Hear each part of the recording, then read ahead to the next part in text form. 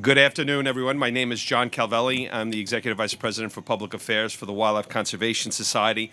And on behalf of our CEO and President, Dr. Christian Saper, many of my colleagues who are here, a very big shout out to Jim Brahini, our zoo director, and Pat Thomas. I know they were taking people on tours before, and literally the thousands of people that work for the Wildlife Conservation Society. Welcome. Clearly, Mother Nature loves the CIGs and loves the Municipal ID program.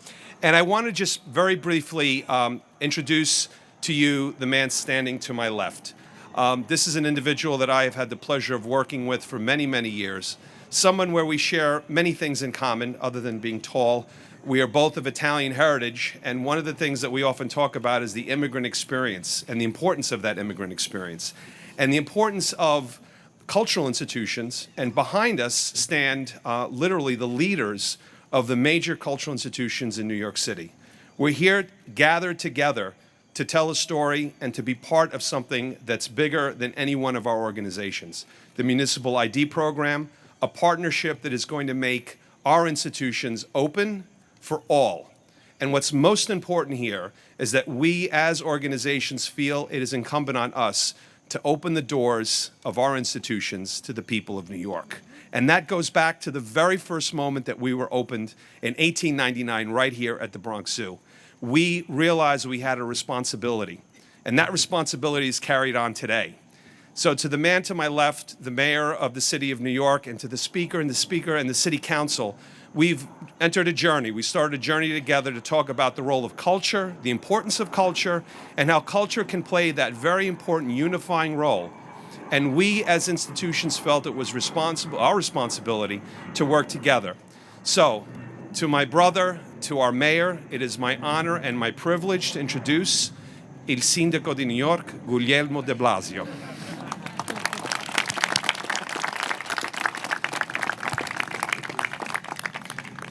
I'm feeling deep nostalgia about my trip to Italy. I think we should go immediately, John, and We're leaving now. Continue our devotion to our ancestral heritage. Thank you to John Calvelli. John is a dear friend of almost 20 years and someone that a lot of us turn to understand not just our cultural institutions and how government can work best with them, but John has a big picture view on this city and this beloved borough. And as someone I've turned to many times for help and advice. And let's thank John for all he does for this city.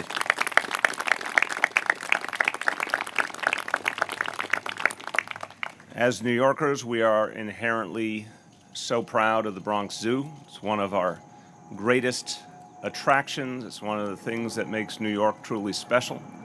I want to thank Dr. Christian Saper for his tremendous leadership, and not just of this zoo, but what he does all around the world to protect wildlife. Let's thank him for all he does. We have good news to report today. I want to thank the members of this administration who did such great work to get us to this day. Nisha Argwal, our Commissioner of the Office of Immigrant Affairs, and Tom Finkelpearl, our Cultural Affairs Commissioner. Let's thank them.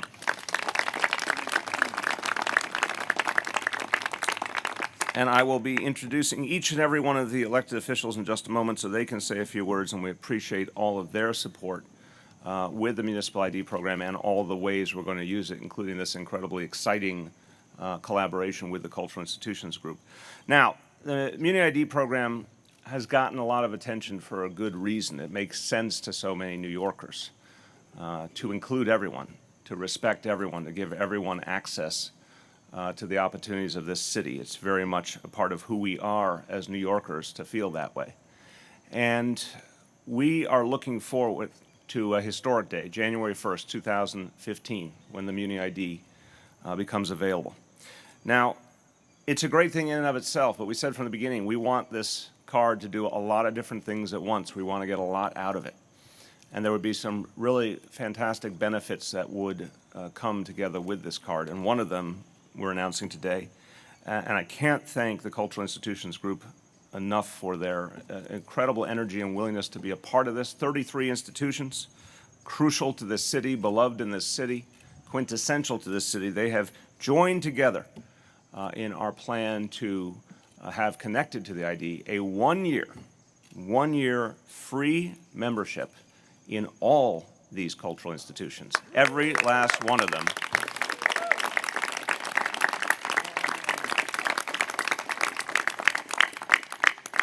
That is a really good deal. And it speaks to the universal nature of this ID card as something that New Yorkers are going to want. So many New Yorkers don't have ID. I keep emphasizing we are not a city of drivers as much as most parts of this country are. And a lot of people don't have ID for any number of reasons and need it. And it's part of allowing you to live fully in this city. We want this to be an attractive ID on so many levels. Well, this announcement today really epitomizes a great new feature that people are going to want in this ID. You can visit the Bronx Zoo, you can go to the New York Botanical Garden, the Brooklyn Botanical Garden, the New York City Ballet, goes on and on, Brooklyn Museum, Staten Island Museum, so many fantastic institutions. And there will be additional benefits and deals associated with the card, including discounts to Carnegie Hall and the Public Theater and invitations to exhibition openings at PS1 Contemporary Arts Center. So it's going to have 5 borough benefits, a range of positive benefits that people are going to want to take a part in. Cultural Institutions Group, all these institutions were really energetic allies in this because they share a commitment to making sure their institutions are for everyone. We are not an elitist city. We're not a city that wants to see great art and music and dance available only to the few. We're a city inherently that believes everyone benefits from deepening their connection to arts and culture. Cultural Institutions Group has consistently rung this note that we have to open the doors wider. We have to get more and more people in, more and more young people in particular, giving them exposure that will lead them to a lifetime of love of the arts. And so there's been a great energy to be a part of this, and we appreciate that. And I've got to tell you, parents, and I speak as a parent myself, are keenly aware that when you give your children the opportunity to experience these extraordinary institutions, it builds something in them. It builds a love of arts and culture. It builds a sense of belonging. It builds a sense of being special to walk through the doors of these extraordinary places. And parents of all kinds get this. I think for some of the parents who are newer to our city and newer to our country, there's a special meaning, special sense of acceptance to become a part of our cultural life. I want to use the example of one parent who's with us today, Jose de Leon. He's a very hardworking man. He's a father of 2 boys, Alexander, 11 years old, and Daniel, 9 years old. Jose works in construction. His wife is a teacher at PS 43 in Queens. And every year, as a special treat, he takes his sons here to the Bronx Zoo. I know what you want to ask next. What are their favorite exhibits? We have prepared that answer in advance. It is the gorillas and the zebras. Well, with the Muni ID, you can see, and his sons can see the gorillas and zebras anytime they want, because the first year will be free. And this card, again, is going to be something that people of many, many walks of life are going to want to take advantage of. It's crucially important to treat our fellow New Yorkers who happen to be undocumented with great respect and inclusion. That's a great advantage of this card, but it's also crucially important for all the people who don't have ID and need it. It's such a central part of our society. And we want to make this something that epitomizes our efforts to make government more efficient and be fair to our taxpayers. So right now we issue any number of types of ID cards. There's a process around each and a cost around each. We want to start bringing together under the rubric of the municipal ID a lot of other kinds of IDs that we issue as a city. We'll have more to say on that in the coming months. But we think there's a great opportunity to create more efficiency in this process as well. The Muni ID card really aids people. If they don't have another form of ID, it means you can get a lease, you can get a library card, you can do so many of the things, a bank account, so many of the things that are necessary in life that aren't possible without an ID. It's also going to allow you to connect with New York City government much more deeply. It's going to allow access to a host of certain New York City buildings, not all, but certain New York City buildings. And it's going to help the relationship between our police force and all of our communities, because One thing police officers will tell you is when they have an interaction with a resident, it begins with asking for ID. If you have that ID, it's a very different reality than if you don't. This is going to encourage communication and partnership between police and community, and that's a major benefit as well. I'll like to have a number of people come up and speak to you and tell you more about what's happening here, but just want to say something from a great hero of mine, Mayor LaGuardia, who I think epitomized that New York City impulse to inclusion. And LaGuardia appreciated the arts deeply, like all right-thinking Italians, particularly loved opera, and felt something powerful about the need for all the people to experience arts and culture. And in his words, he wanted a New York City where New Yorkers, quote, New Yorkers could live beautifully and creatively. Well, we aspire to that too. And this wonderful development today of the Muni ID card opening the door to so many fantastic cultural institutions really epitomizes the goals of Mayor LaGuardia and our goals today. A quick moment en español.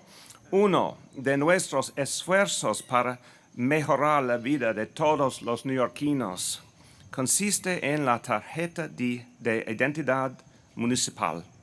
Además de proveer documentación a cada residente de Nueva York, estoy contento de decirles que esta tarjeta viene con una membresía por un año a 33 de las mejores instituciones culturales de la ciudad.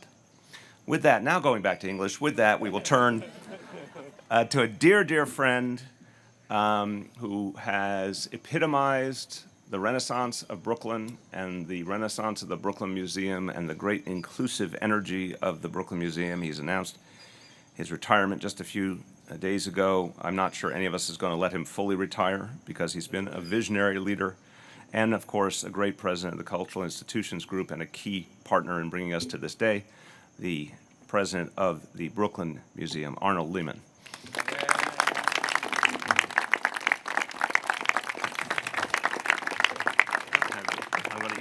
I'll help you up. Oh, you will? The questions help me off. I will do that too. It's full service. Thanks, Bill. There you go. Just make Thank life you. easier here. Right. There you go. Mr. Mayor, Speaker, members of the council, good afternoon. I guess I don't need to introduce myself after that. Thank you very much. Right. I'm delighted to be here this afternoon for this incredibly important announcement regarding the partnership between the City of New York's Municipal ID program and the 33 members standing behind me of the Cultural Institutions Group. The CIG, as you've already heard and perhaps will continue to hear, is comprised of extraordinary cultural institutions and extraordinary cultural leadership. And they are charged with and provide exceptional stewardship for many of the most important New York City-owned properties throughout the 5 boroughs. Among the CIGs are many of our city's cultural and neighborhood cornerstones, and proudly, a large number of the most respected cultural institutions, science institutions, and performing arts institutions in the world. The city and the CIGs have a proud and long history of partnership, and our founding principles encourage the CIGs to be accessible to all New Yorkers. And I am absolutely and personally thrilled that the city and the CIGs have partnered to offer this membership to residents of New York City who sign up for the Municipal ID. This is another wonderful opportunity for the CIGs to fulfill their mandate to allow access to their institutions and serve our diverse publics through educational programs, collections, exhibitions, and performances.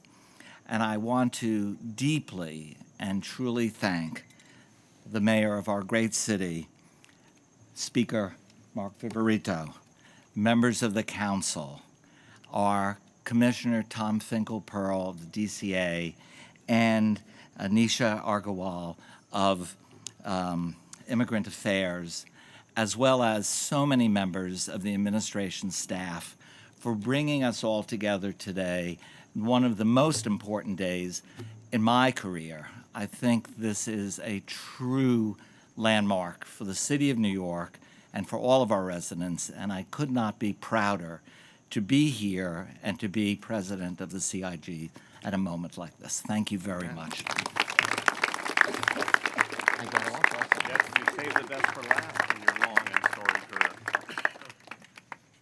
I want to just say to everyone on my team, I want to give great credit before we get deeper into this press conference for the staging of this press conference here in this beautiful location. And I want to say to all the leaders of the cultural institutions present, we value your time, we appreciate your presence. If you had to be standing on a stage somewhere, does it get better than this? Okay? We thank you very much for your commitment and for being a part of this today. As I bring forward our speaker, I want to say there are, I'm going to read, okay, Phil, I'm going to do what you told me to do. There are no hard feelings between me and the speaker based on yesterday's softball game. We have put it behind us. We hardly remember it happened. There. We're attempting to regain a spirit of partnership here between the mayor's office and the city council while limping vigorously. But we had a lot of fun yesterday as part of our really wonderful relationship. And this issue is something that Speaker Mark Viverito cares passionately about. We've talked about a lot of things that needed to happen in this city. This is one of the ones the city council worked on with such great intensity and speed. And it's because the city council is close to the grassroots and knew what this would mean for people's lives. And today, a lot of people are going to be even happier to know this ID is going to bring a lot of other great things into their life. With that, I welcome Speaker of New York City Council, Melissa Mark Viverito. I'm even up with you to prove no hard feelings. No hard feelings at all. I want to say this is really a wonderful moment. So good afternoon to everyone, all the agency reps and our mayor, here with my great colleagues, our majority leader, who's also the chair of the Committee on Cultural Affairs, Jimmy Van Bramer. We have Richie Torres, who represents this district. We have Carlos Menchaca from the Immigration Committee, chairs the Immigration Committee, and also Danny Drum, who chairs our Education Committee. All of it comes together. It's really an exciting moment when we can start talking about the benefits of this municipal ID program. Our commitment to this was steadfast from the beginning, very much hands-on deck to work with the administration, and now obviously in the implementation and rollout to make sure that we get the word out to our constituencies across the city about the benefits of having this ID. And one aspect of it was always the discussion of having access to our cultural institutions. I am proud to represent 2 out of the 33 CIGs, El Museo del Barrio and the Museum of the City of New York. Until recently, I also had represented the Metropolitan Museum. But I personally, in terms of growing up, understand the value that cultural organizations play. My mother was very committed in my upbringing to make sure that I was taken to the theater, that we were exposed to museums. It was very much a part of my upbringing because the value of that is it really helps expand your horizons. It really helps you gain a fuller understanding of the world we live in. And in a city as diverse as New York City, it does really help instill acceptance, understanding, and collaboration. And that's the kind of city we want to live in. Unfortunately, when you particularly come from disenfranchised and lower income communities, these opportunities become less available to you. It should not be that way. It should not be that way, but that is a reality. And I know that for people that are important in my life, this is something that I feel very strongly about. So I'm really glad that we are here to announce this relationship and collaboration with these wonderful organizations in the city of New York. And so I want to commend them all for stepping up to make sure that this ID becomes even more attractive to constituents across the city. New York's wonderful cultural institutions, which provide so much vibrancy to this city, understand that we're better when we move forward together. For me, for instance, my chief of staff was someone that was born and raised in El Barrio in East Harlem, and she would talk about the weekends of going to the Metropolitan Museum and finding a solace, right, and being able to be within that institution and learn so much just from walking the halls and the wings. And so that is something that is of importance. We all have an opportunity, and that all should have access, and that all are included is really what this ID is about. We want this card to be for everyone, and the message these institutions are sending today is doing just that. So if you want to feel like taking on a ballet, or you head over to the New York City Ballet, or if you want to learn more about nuestra cultura, you would go and walk up Museum Mall to El Museo del Barrio. The choices are going to be plentiful. So this idea will be vastly important to many New Yorkers who may have never had one before, as the mayor talked about. It will provide access to city services for every New Yorker, no matter your status. And these New Yorkers are our neighbors, our friends, our family, our coworkers. They pay taxes, send their kids to school, and contribute to New York in all kinds of ways. So truly, this will be an ID for all. So today is a fantastic example of what New York City is all about and how the public and private sectors can work together to achieve great things. With this added incentive, we encourage every New Yorker to sign up for the City ID starting early next year, and we're going to have a really important role in making sure we spread the word. I know that me and my colleagues will all be the first to be signing up for the ID program, and encourage everyone else to do the same. So I'll just say a few words in Spanish. Hoy es un gran día y estoy muy emocionada de estar aquí con la administración, mis colegas y el grupo de instituciones culturales para anunciar que comenzando el próximo año, cuando uno obtenga la tarjeta municipal de la ciudad, además de tener acceso a servicios de la ciudad, también tendrán acceso a 33 instituciones culturales gratis por un año en los 5 condados. Si uno quiere ir gratis al zoológico del Bronx con la familia, lo podrán hacer con la tarjeta municipal. Quiere aprender más sobre nuestra cultura, pueden visitar al Museo del Barrio. Y ahí van a ver muchas opciones. Y nosotros como Consejo Municipal estamos firmemente comprometidos a ayudar a que los neoyorquinos aprovechen de lo que la ciudad ofrece para que puedan contribuir a la economía de Nueva York y que todos tengan una oportunidad, que todos tengan acceso y que todos estén incluidos. Y también es importante recordar que la tarjeta municipal de la ciudad facilitará el acceso a servicios de la ciudad para todos los neoyorquinos sin importar su estatus. Así que es un gran día y muchas gracias a la administración y a estas organizaciones por hacerlo posible.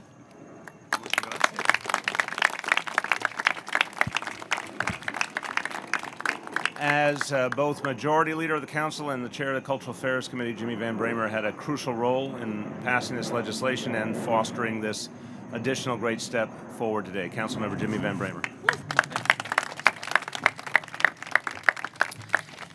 Thank you very much, Mr. Mayor. I feel so good right at this moment. In fact, Mr. Mayor, the last time I felt this good was about 9:30 last night at MCU Park in Brooklyn when the City Council destroyed the mayor of the office in softball.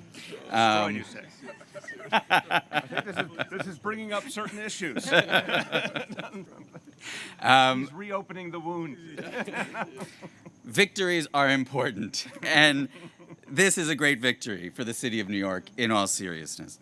I'm grateful to Mayor de Blasio, Speaker Melissa Mark Viverito, the greatest chair, the greatest commissioner of cultural affairs in the history of the city of New York, Tom Finkelpearl, who is an amazing, amazing leader. My amazing colleagues, council members Menchaca and Drum, who spearheaded municipal IDs, and council member Richie Torres, whose district we're in.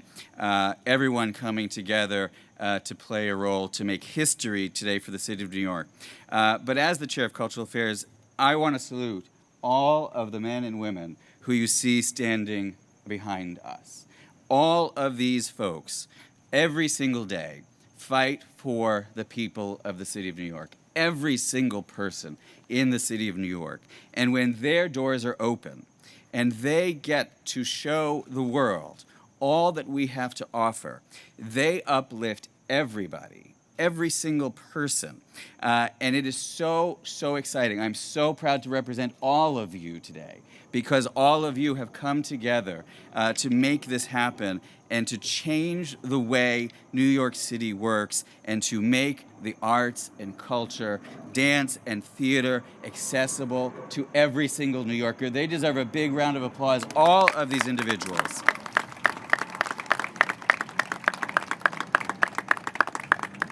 And I just want to say this is a big announcement for the city of New York, and it reaffirms my belief that big things don't happen in New York unless culture and the arts, unless artists and the folks who inspire us all are critical and are core to that success. The arts drive so much that is good in New York, and the folks and the institutions, the staff, the volunteers, all of the people who make the cultural institutions group absolutely indispensable are so, so vital, and we're grateful for the work that they do. I also want to say that by offering these memberships and making these institutions even more accessible than they already are, they are, dare I say, engaged in this transformational moment in the city of New York. That's what we are announcing here today at the Bronx Zoo. Make no mistake, this municipal ID program is so important. It is so important to our city.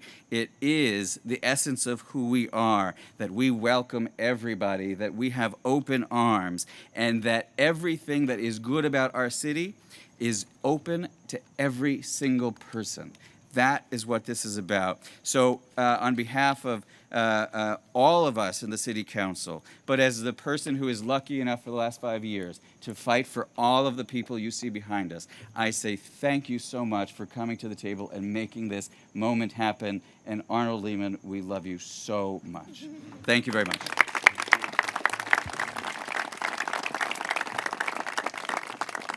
Another key player in this, co-sponsor of the original legislation and chair of the Immigration Committee, Carlos Menchaca. Thank you, Mayor. Thank you so much. And really what I want to do, in echoing the thanks for all the hard work that the City Council and the administration and the mayor have done, today we're here because of these 33 cultural institutions that stepped up to the plate. And today you've hit a home run. You really, really have hit a home run. Just to stay on the theme. And what we're excited about in this opportunity for New Yorkers is now it's your turn. And so the message here for New Yorkers is to sign up for this municipal identification card. We want you to show up at so many of the opportunities we've already laid out for you, and we want you to flood these organizations, these institutions. And as someone who has a performing arts degree, someone who I see the experiences on the ground with the 38th District and Sunset Park and Red Hook and public housing, public schools, and our immigrant communities, this is the transformative experience. And so for me, I'm so personally excited about this city's reaction and the cultural institutions' commitment to this. And this is just the beginning. This card has so many legs, and the fact that they're here should hopefully send a message across all the institutions that we're going to be working with to step up to the plate. Thank you for doing that today. And Arnold, we love you. Thank you so much. Another co-sponsor of the legislation, a man who represents one of the most diverse districts in this whole city in Queens, in a place where he serves an immigrant community with great energy, Danny Drum, Councilmember Danny Drum. Thank you, Mr. Mayor, and it's been a real joy to collaborate with your administration and with the Speaker in presenting this municipal identification card to New York City. There were those who said that we might not get the benefits that we wanted to be attached to this, and so I particularly want to thank the Cultural Institution Group for making sure that that happened today. This is a tremendous benefit. When you think about it, the municipal ID is free, the admission to the museum is free, but what I love the most about what we're talking about here today is the fact that you'll be able to get a 10 to 15% discount in most of the gift shops at these institutions. And I look forward to that benefit as well. Thank you very, very much. On a practical note, nicely done. And we are thrilled to be in the district of Councilmember Richie Torres. Thank you for having us all here, Councilmember Richie Torres. We do, yes. Well, first I want to note that I did not play softball yesterday because I refused to participate in any attempt to humiliate the mayor's office. So I just want to state that for the record. But I'm honored to have all these dignitaries, especially the mayor in my district, and I want to thank the mayor and the speaker and our majority leader, and especially Council members Menchaca and Council members Jump for this staggering achievement. I mean, this will have the potential to change the lives of millions of New Yorkers. And I'm just proud to be here, and it's a reminder of why we all became council members, for me, this is a core question of equality. It's about providing every New Yorker with equal access to city services and giving every New Yorker an opportunity to enjoy the cultural amenities that our city has to offer. You know, I thought it was quite fitting that the mayor had the cultural institution so involved in the formation of Muni ID, because culture is a part of who we are as a city. It's part of our municipal identity as a city. And so I want to thank all the cultural institutions, but I do have my biases. I represent what I call the cultural district of the Bronx, the Botanical Gardens, and the Bronx Zoo. And John Cavelli, I want to give a particular debt of gratitude to John Cavelli for your leadership in enhancing Muni ID and fulfilling the mayor and the speaker and the council's vision of a more equal New York. So I'm grateful to all of you, and I encourage you to stop by Arthur Avenue on your way out. But this is truly a legacy we're celebrating, and I'm proud that this celebration is taking place in the best council district in New York City. Thank you. Don't push it, don't push it.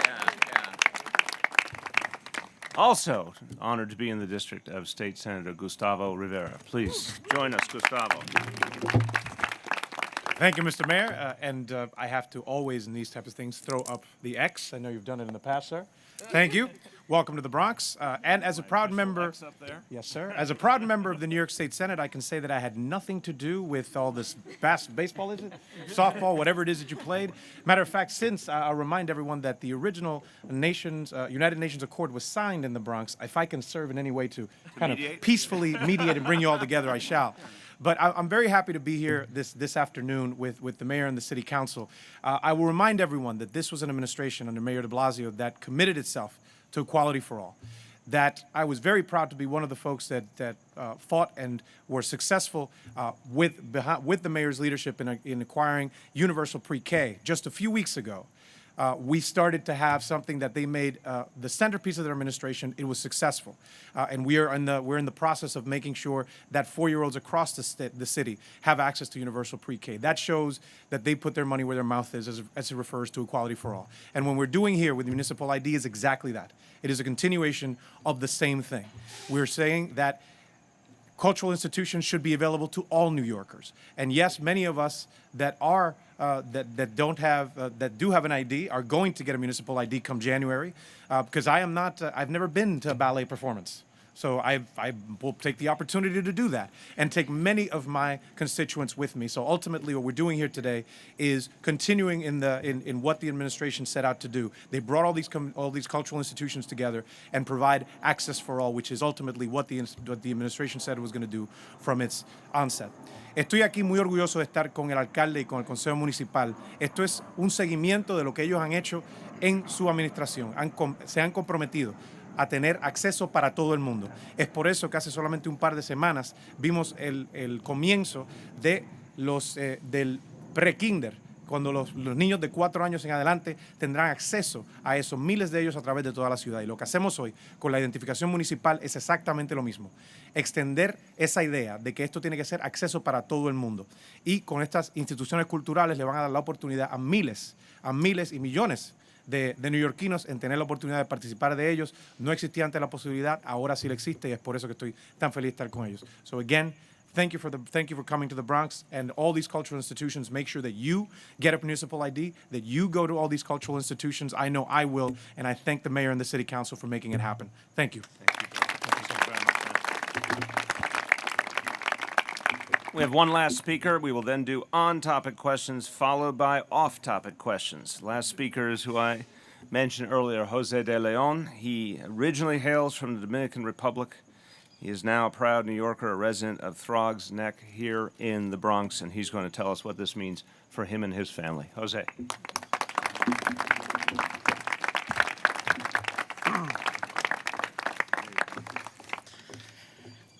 Thank you, señor alcalde. Para mí es un honor estar aquí hoy junto a mis 2 hijos, Alexander y Daniel, darme la oportunidad de estar junto a usted y a todos los socios de esta extraordinaria propuesta hoy, que he estado escuchando por varios meses. Y en realidad estoy muy contento porque yo, que vine aquí hace 25 años y trabajo en la calle, sé que muchas familias estarán beneficiadas de esta propuesta, que siempre habrá una persona de cada uno de nosotros que se beneficiará de esta propuesta.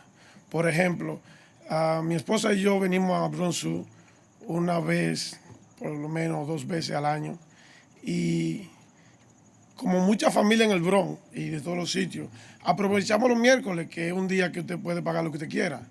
Y los hijos míos, le han dicho aquí a muchos de los representadores, hay mucha gente los miércoles, pero con esta nueva tarjeta ya ellos no se tienen que preocupar de que va a haber mucha gente los miércoles, ya, porque ya podemos venir un lunes, un sábado, un jueves y venir las veces que queremos. No tenemos que planear ir 3 veces al año a un sitio, porque ya podemos ir todas las veces que queremos y gozar de todos los beneficios que nos ofrece la tarjeta a todos. Entonces, yo estoy muy contento porque ahora podemos visitar el zoológico, al jardín botánico, podemos ir al museo de aquí, al museo de Manhattan, al acuario, donde quiera, sin poder pensar cuánto tenemos que gastar, sin planearlo, invitar a nuestro compañero, a un primo, a tu tía, porque es gratis. Solamente coger el que no tiene carro, coger el tren y se va donde quiera. Que muchas personas no lo hacen porque tienen que pensar, oh, me cuesta tanto ir a un museo con mis hijos, al zoológico,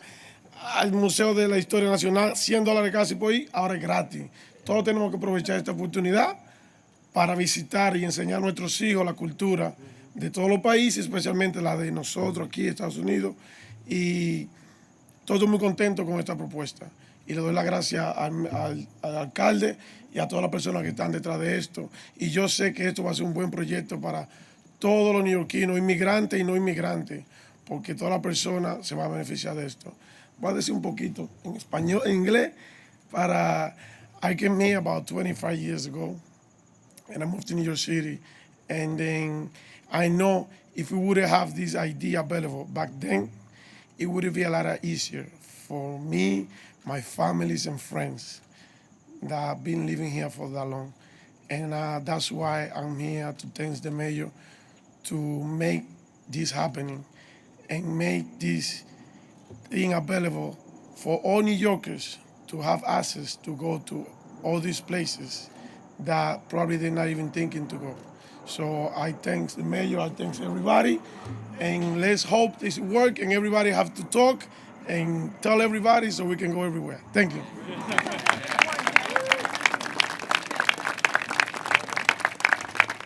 Gracias, Jose. One of the things he mentioned that's important to note, he says that his family, like many other families, come to the Bronx on Wednesdays, which is the day that you can pay what you can. And that day is always very full. And obviously that speaks to the issue of access, right? And it's difficult because we know we have to make sure our institutions are sustainable as well. But the idea that this benefits families, now he can choose to come any day, it doesn't have to just be Wednesdays, and that similarly will make it accessible to him for other institutions. He sees the value and he really wants to take advantage of it with his kids. So I think that really speaks about the importance of this announcement today. Thank you. Thank you very much. Okay, on topic questions first. On topic, Bobby.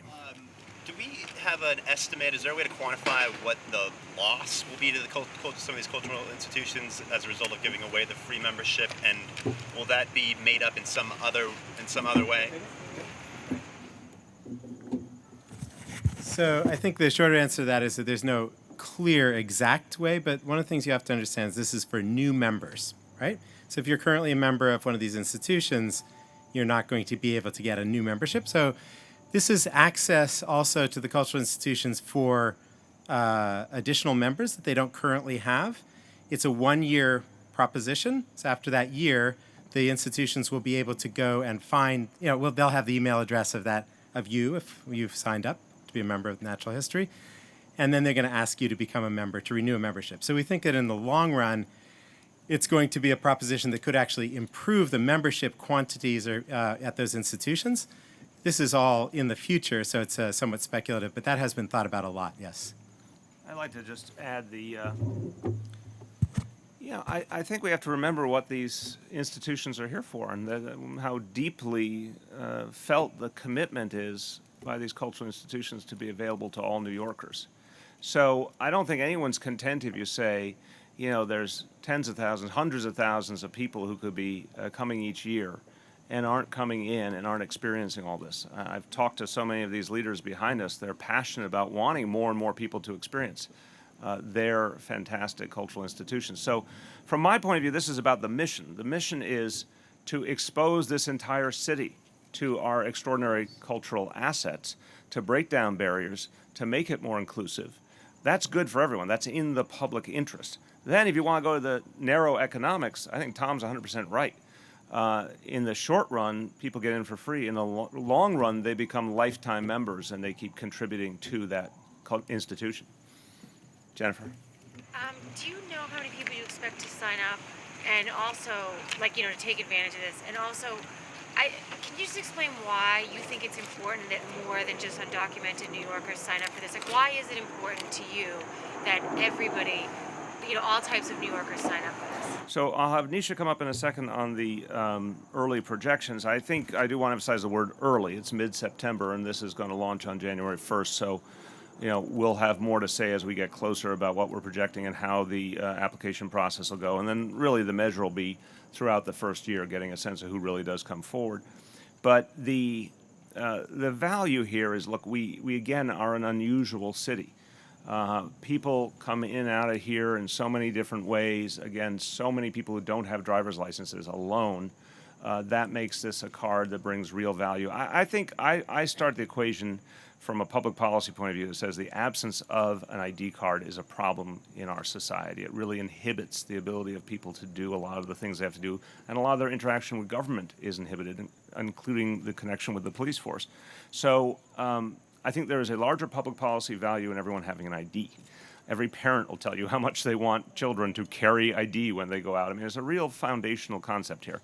I think beyond that, the notion of something that simplifies people's lives and simplifies their connection to government, as I said, we're going to try and combine multiple types of government IDs from the city into this one as much as possible over time. That's an efficiency matter. But I think on the question of how important it is to acknowledge and respect and embrace the almost 500,000 of our fellow New Yorkers who are undocumented, that's an incredibly important step in and of itself. In terms of living out our values as New Yorkers. And also, we hope it will be a powerful symbol to leaders in Washington about the kind of changes we have to make.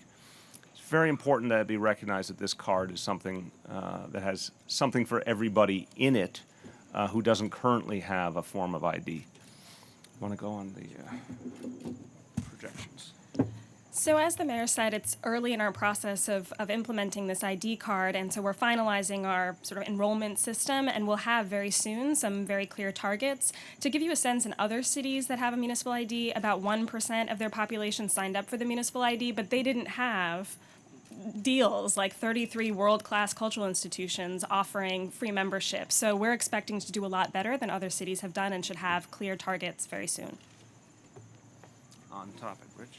I wonder if there's anybody from one of the institutions who can tell us what it is, the benefit will be to a new set of eyes going into their institution. Okay, we have a volunteer. 33. I want to see who steps forward. There, this is the platform. Who will step forward? Emily. I will step forward and say the value for all of us is, as the mayor says, in our accessibility and maximizing our accessibility for those people who might not have crossed our thresholds, such as our friend here who's never seen a ballet. So for us, we look at it as expansion of our audiences, which is something that is a core part of all of our missions. And if we can participate with the city in this initiative, as we are all dedicated to do, we think that it will very much contribute to the success of this effort to engage all 5 boroughs and citizens of this entire community. How about the benefit to the person with the new eyes coming in? What does it do for the soul? What does it, that person? Well, I can give you several examples, but probably the most poignant one at the Metropolitan Museum of Art would go back to 9/11. And I think it was a quintessential answer to your question. Obviously, everybody was in shock. The next day, 9/12, Mayor Giuliani called the Met, and he said, "Can you get yourselves open tomorrow?" Which was a shocking notion that we might be able to do that. before the internet, cell phones, or anything else.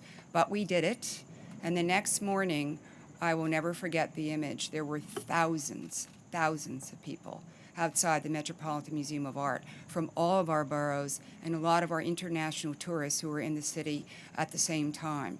And what they would say time and again is places like the Met provide renewal, they provide solace, they provide affirmation that through time and history we are able to once again survive and prevail.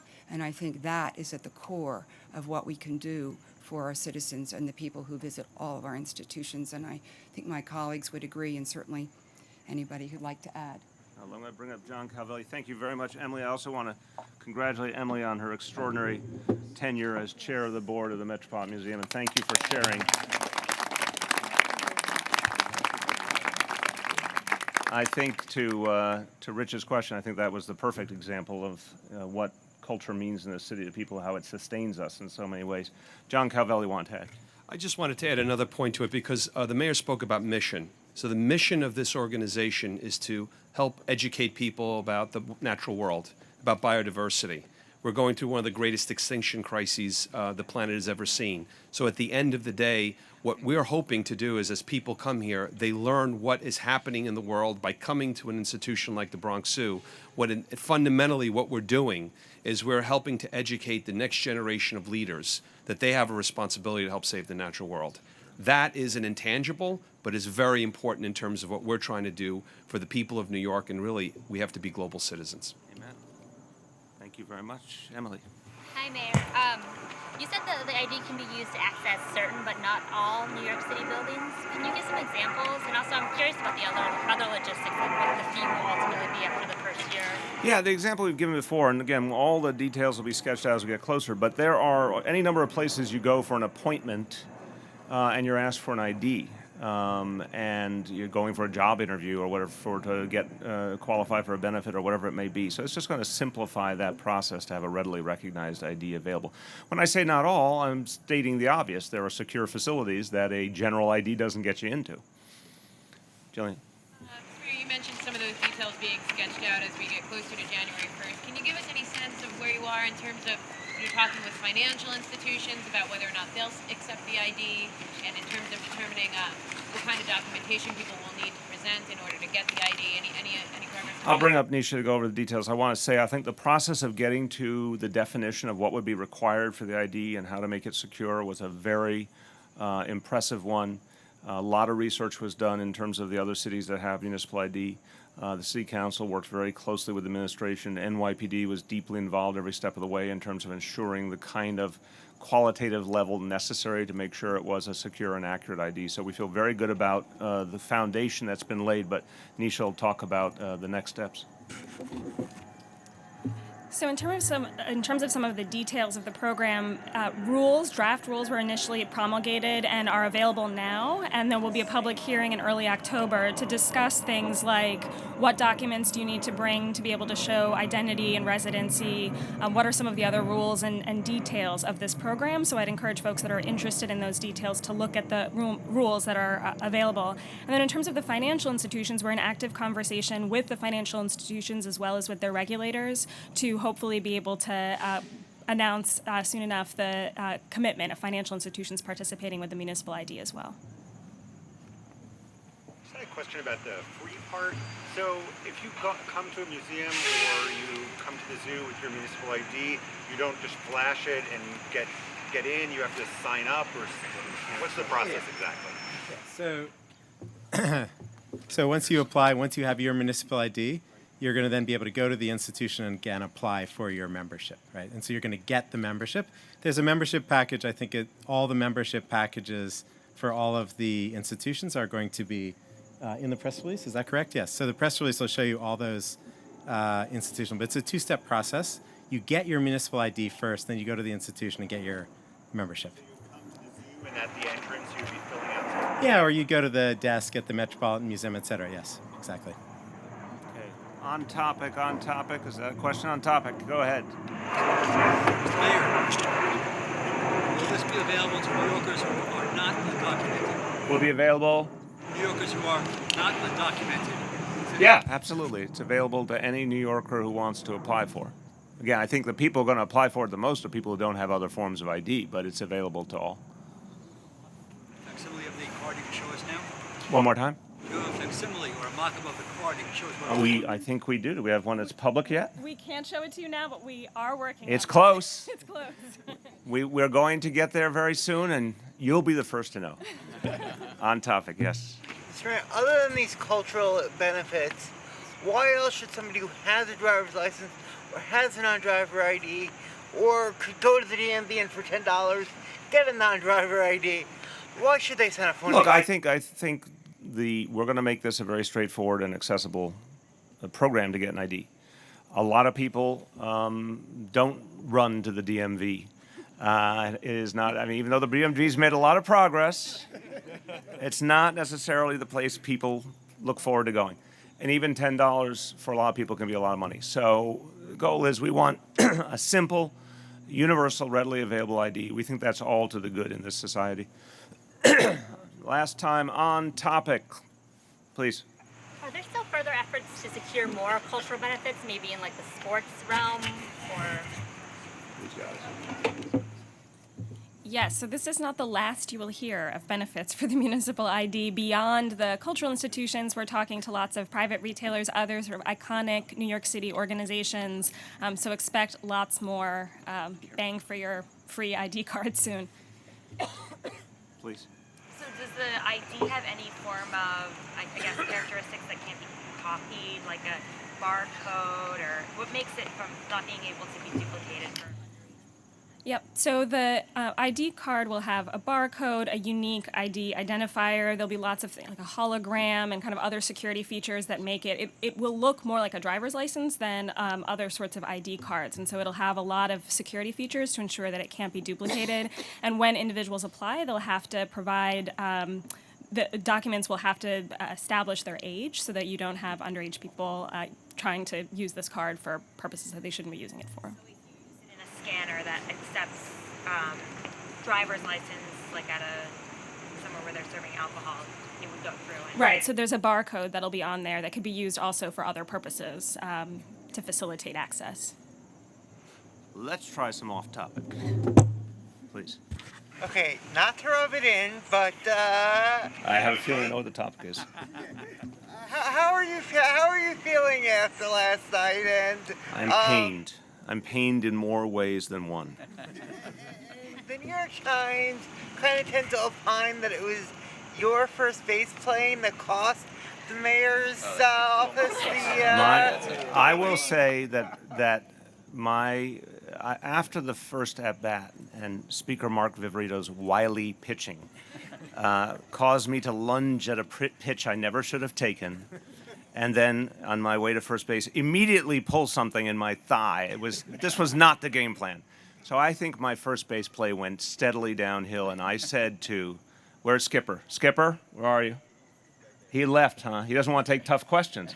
Skipper John Paul Lupo, I said, Skipper, you got to get me out of this game and get someone in who can play better because it was not working out. So I'm certain I did not contribute in the way I wanted to.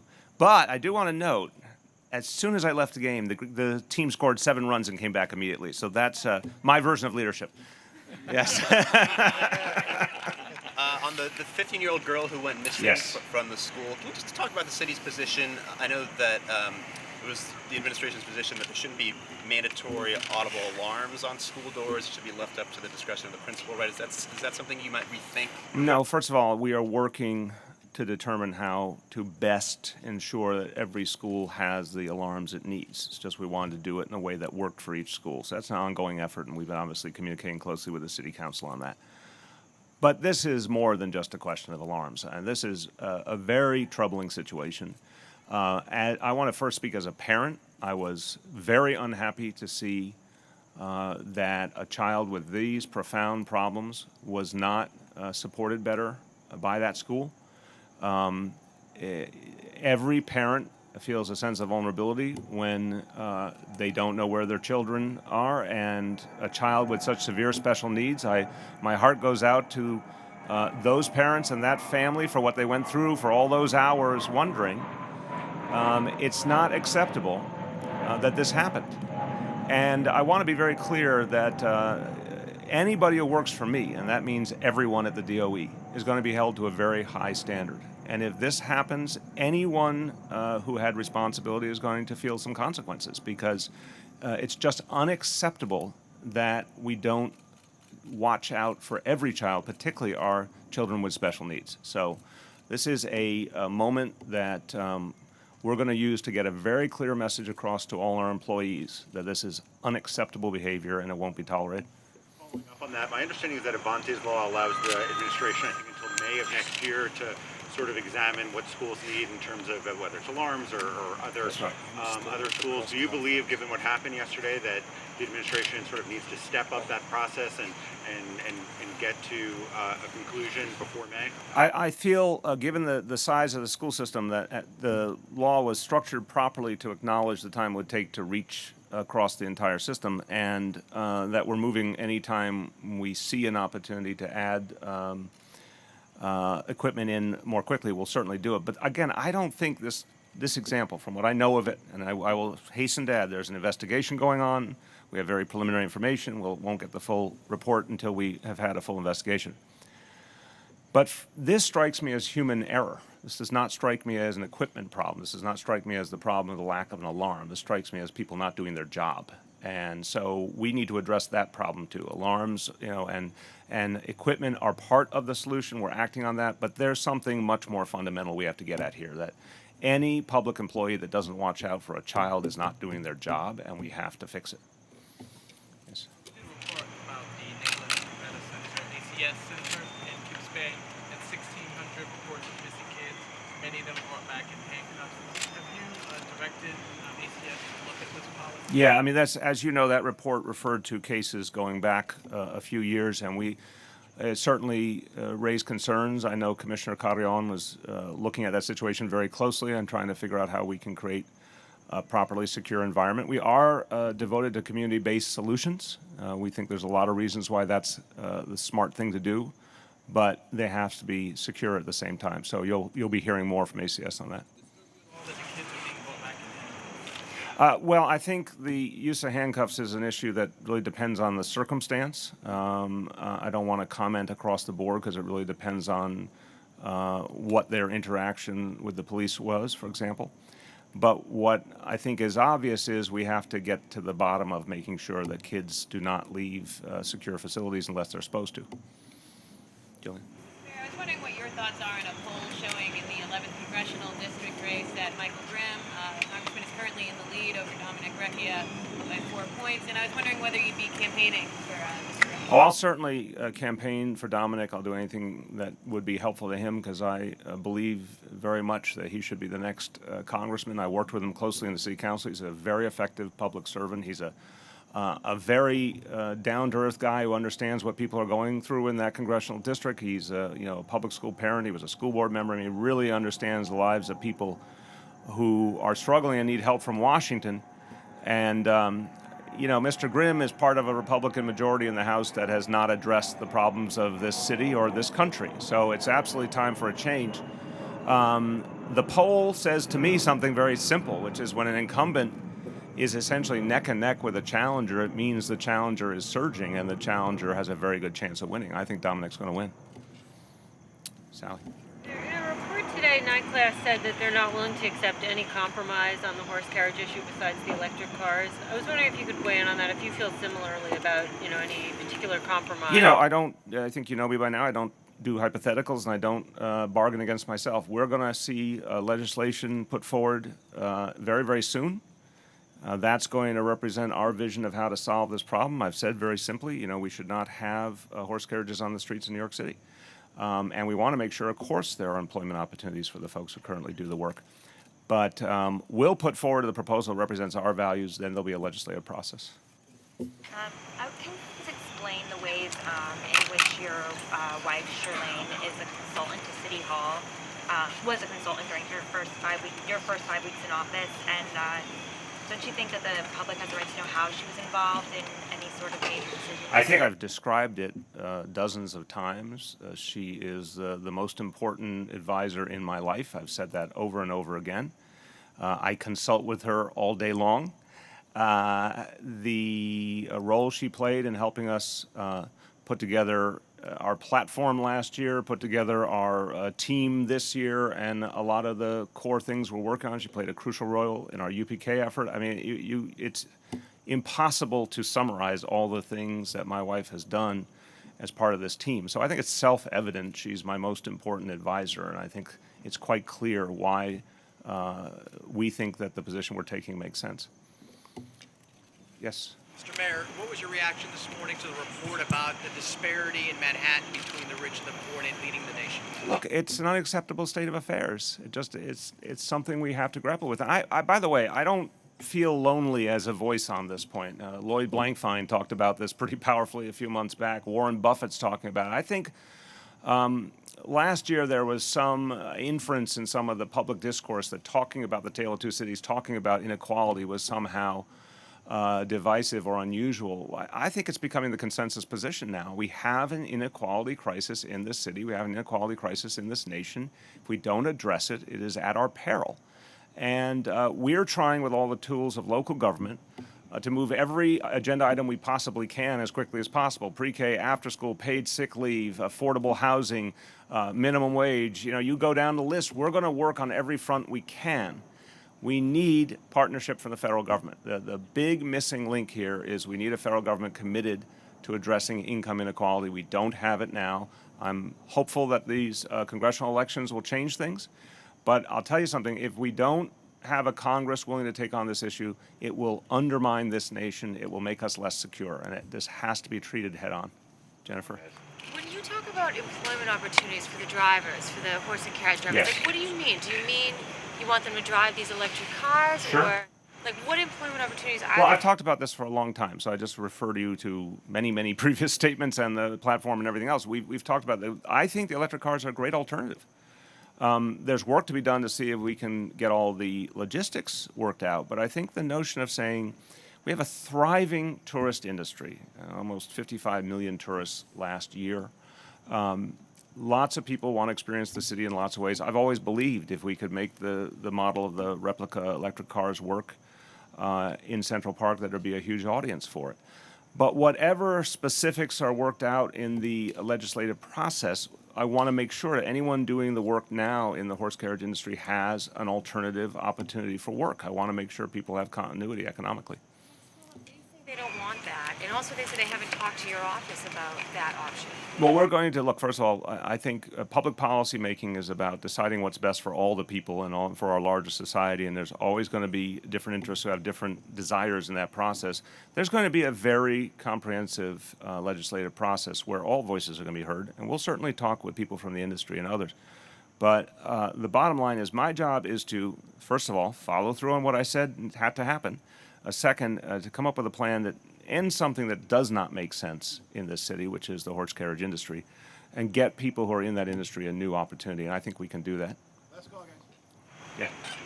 So the Taxi and Limousine Commission met today, and several members said they have problems with Cooper's Law. Louder, please. That several members of the Taxi and Limousine Commission said they had problems with the Cooper's Law. Why? One said it might be unconstitutional, and they may alter the rules before it passes.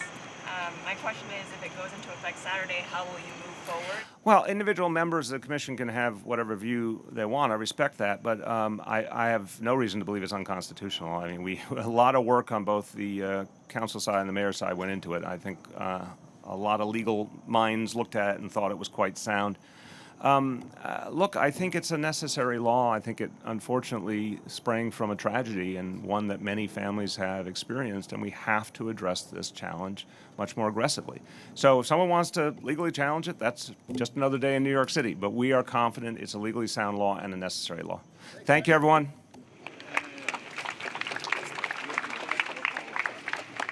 Mr. Mayor, can I photograph you with Jose, please?